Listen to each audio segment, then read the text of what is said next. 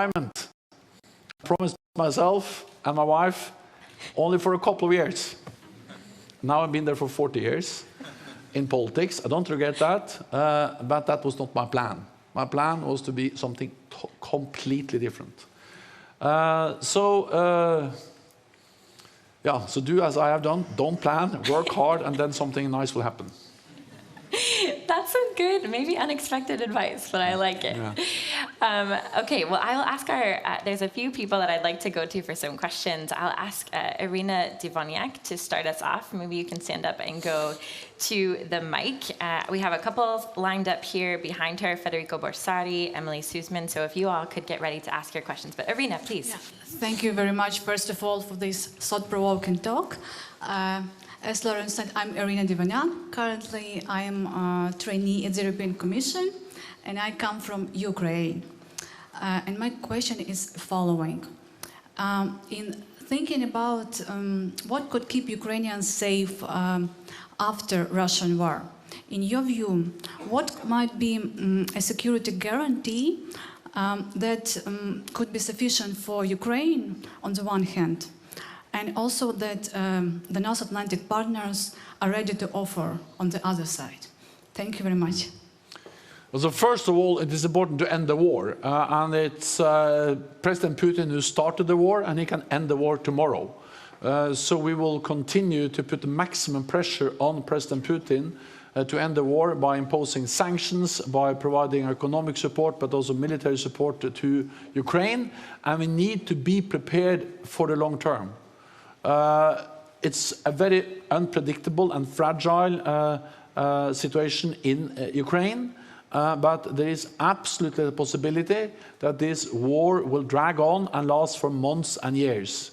So we are now at NATO allies are preparing to provide support over a long period of time and also help Ukraine to transit or move from old Soviet-era equipment to more modern NATO standard weapons and systems that will also require more training.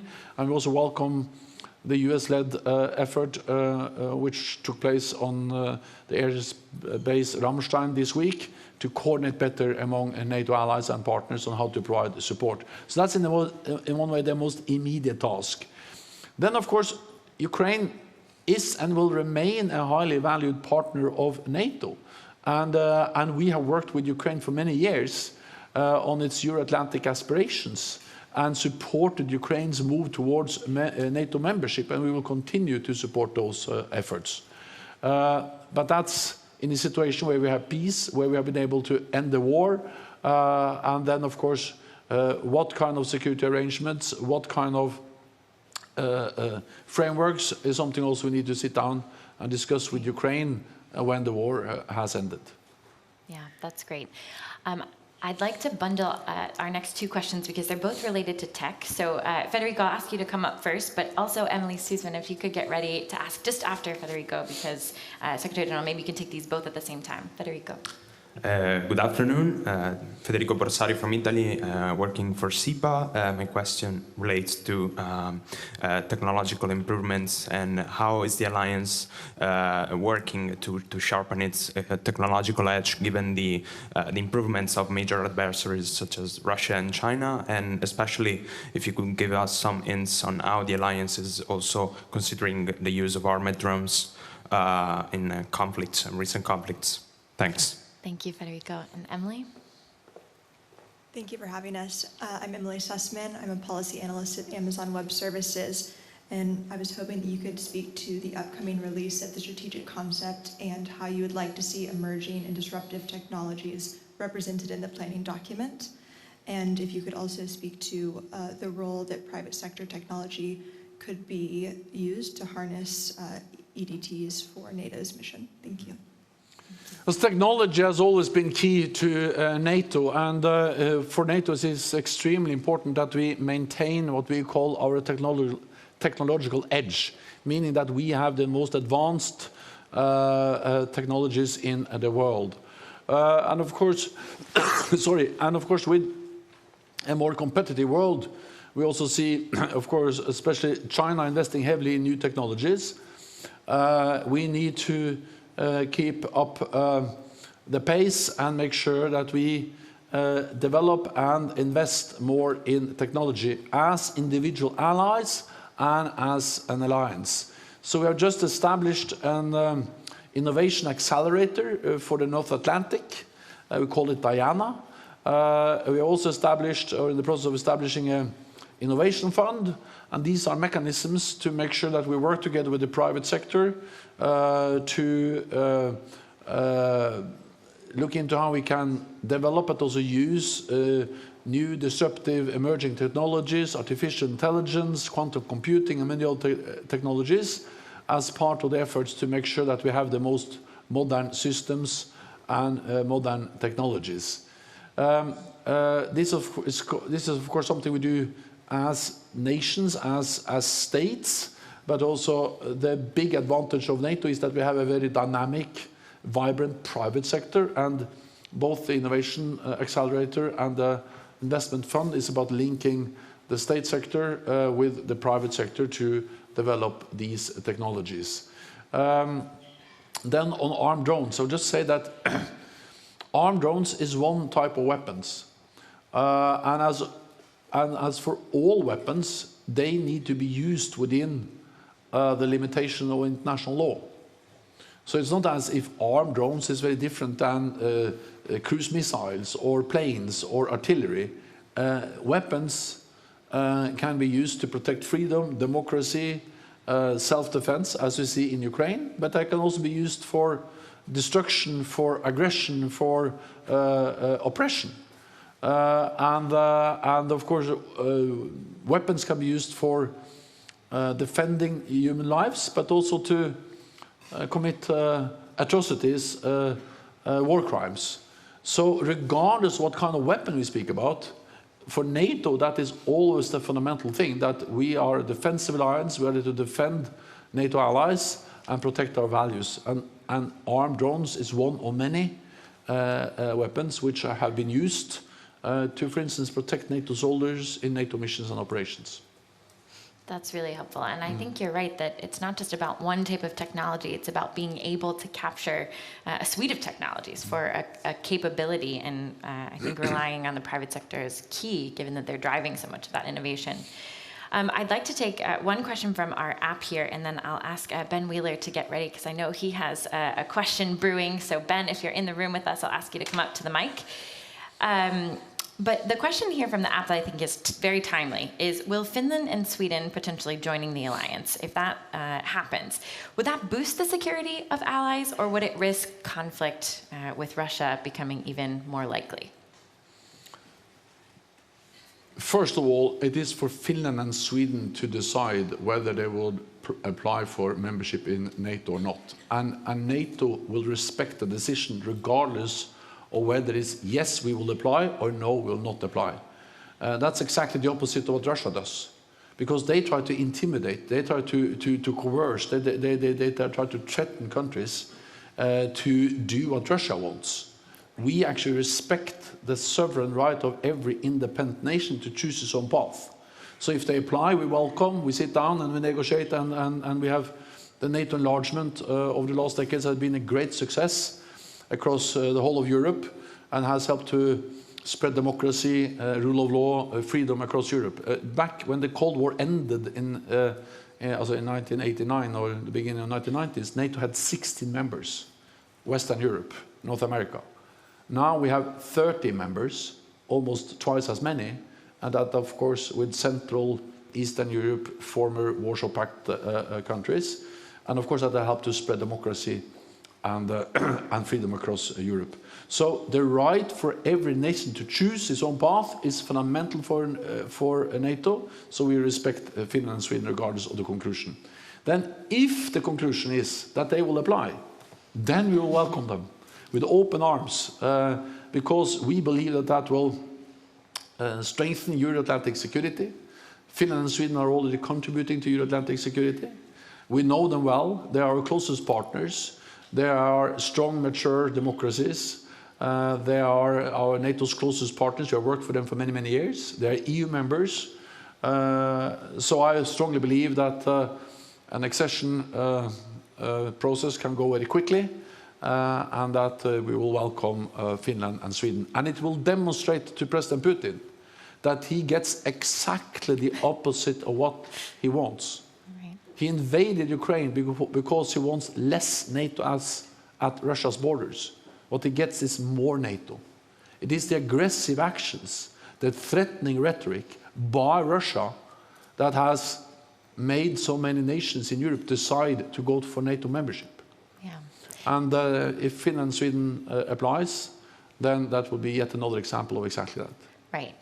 And it's ironic because, part of President Putin's aims has been to divide the alliance and to weaken it by pitting allies against each other. But actually, all of his actions have made NATO stronger and more united. So it's really the opposite. Okay, so I know Ben is here with a question. So Ben, over to you.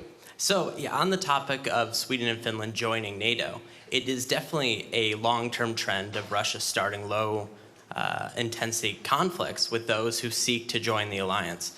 Is NATO willing to offer any security assurances during the application process to Sweden and Finland?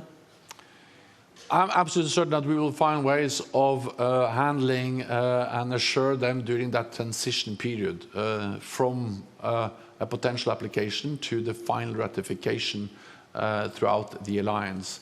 And just the fact that they apply and that we sit down with them and negotiate an accession protocol will send a very strong message of commitment. We are already very close to Finland and Sweden.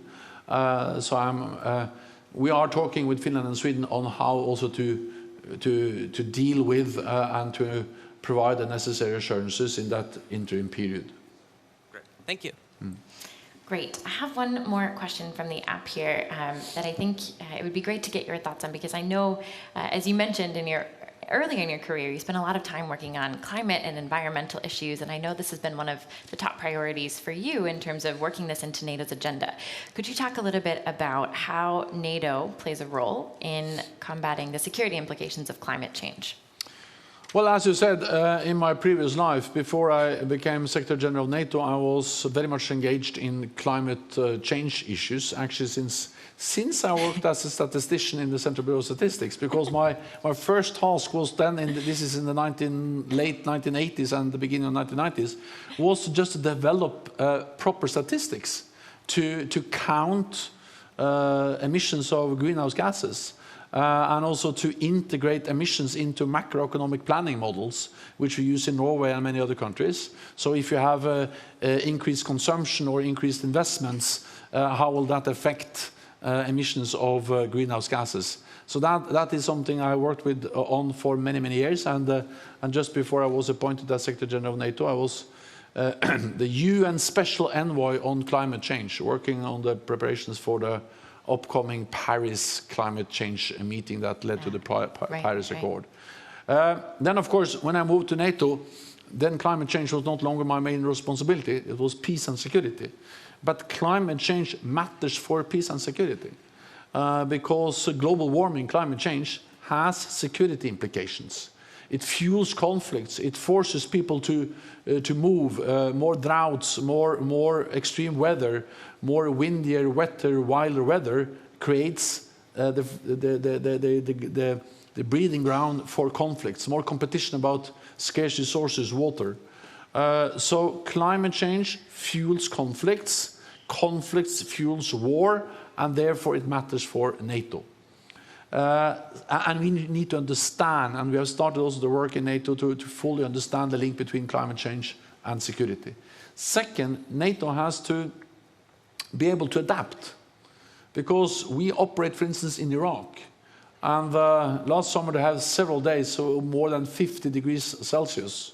And of course, what kind of equipment, what kind of uniform, what kind of supplies of water, everything you do is impacted by the climate that surrounds the soldiers which are operating there out in nature, without air condition, but in nature. And second, melting of the ice in the Arctic matters for the whole strategic situation up there, with the opening up on new sea routes, and it affects the way our military can operate in the high north. So the heat in the south and the melting ice in the north matters for our security, and we need to, rising sea levels will impact our naval bases. So how we operate, where we are located with our bases, what kind of equipment, all of that will be impacted by climate change, and we need to adapt NATO so we can exercise, do our job in more extreme weather. And thirdly, NATO has a responsibility to reduce emissions because, of course, heavy battle tanks, big naval ships, jet planes all emit greenhouse gases or CO2. And if we're going to reach global zero, we need also to reduce the emissions from the military sector. But we need to do that without reducing our readiness, without reducing the capabilities of our armed forces. So the challenge is to find the technology which is clean but also effective. Right. I'm absolutely certain that will happen, because if you look at the civilian sector, you see that the most modern cars, the most modern vehicles are not fossil fuel, they are electric. So at some stage, it will be impossible for the military sector to continue with fossil fuel while the rest of the society has turned to green technology. So, but NATO has to be ahead of the curve. We have to be driving that process towards greener military technology, which is effective also from a military standpoint and a military approach. Thank you so much. I know we had one more question. Is there someone in the audience, Elif, a young woman from Turkey? Perfect. I think you had a question on China, and I'm sorry to our production team, we need our mic back for a second. Perfect, and I'll just ask you to keep your question short because we're running out of time. Yes, of course. I'm Elif from Turkey, currently a student at the College of Europe, and my question was in regards to the rise of China as a power, and how do you anticipate to be mentioned in the new strategic concept? Thank you. So I expect that China will be reflected in the new strategic concept in a totally different way than today. Because in the current strategic concept, China is not mentioned with a single word, as if China doesn't matter for our security. The current strategic concept was agreed in 2010. Now the world has changed. And of course, China, we don't regard China as an adversary, but the rise of China has consequences for our security. China has the second largest defense budget. They have the biggest navy. And they are investing heavily in new modern nuclear missiles, long-range missiles, hypersonic missiles. China doesn't share our values. We see how they crack down on democratic rights in Hong Kong, the Uyghurs, and how freedom of press and freedom of expression are values they don't respect. And then we also see that China is coming closer to us. We see them in the Arctic, we see them in Africa, and we see also China trying to control critical infrastructure, for instance, 5G in our own countries. All of this matters for our societies, for our security. And therefore, NATO has to address those, reflect that in the new strategic concept. That includes technology, it was mentioned previously. It includes, of course, resilience of our infrastructure, electricity, roads, 5G, our critical infrastructure. And it also makes it even more important that NATO works together with partners like Australia, New Zealand, Japan, South Korea, like-minded democracies to stand up for our democratic values, freedom of press, democratic values around the world. NATO will remain an alliance of North America and Europe. It will not become a global NATO. But we need a global approach in this region, North America and Europe, because we are faced with global threats and challenges. One of them is the rise of China and authoritarian power, working more and more closely with Russia. That matters for our security. That will be reflected in the new strategic concept.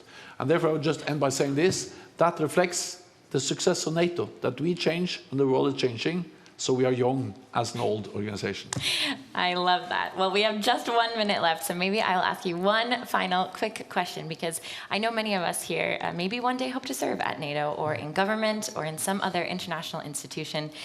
What is the most challenging part of your job and your favorite part of your job? My main favorite is to meet people. Also, I love people. I'm still a politician. I try to hide it, but that's the reality. To be a politician, you need to like to be together with people, to advocate, to campaign. Also, in my previous life, I campaigned for my party. Now I campaign for another cause, and that is the idea of North America and Europe standing together. And I believe in that, and I'm inspired by being allowed to do that, and then to work together with a lot of excellent, dedicated people in my staff. So that's a huge privilege. Then what I like, of course, what I don't like is that we don't always agree. So then it's like a family. It's better when we are, as I say, there's a good family dinner than when you have bad family dinners. So sometimes we need to work on differences, and there is no way to hide, no reason to hide that when we are 30 allies from both sides of the Atlantic, with different culture, different history, different geography, different political parties in power, there are sometimes differences.